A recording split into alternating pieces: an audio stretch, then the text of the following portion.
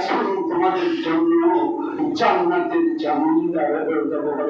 এক নম্বর গোস্তের টুকরা হলো দুই চোয়ালের মধ্যবর্তী গোস্তের টুকরা, যেটা হলো নরম একটা গোস্ত, যার ভিতরে শক্ত কোনো রগ আল্লাহ পাক রব্বুল আলামিন দেননি। দুই চোয়ালের মধ্যবর্তী গোস্তের টুকরা হলো জিহ্বা। এই নরম জিহ্বা দ্বারা শক্ত কোনো কথা মানায় না।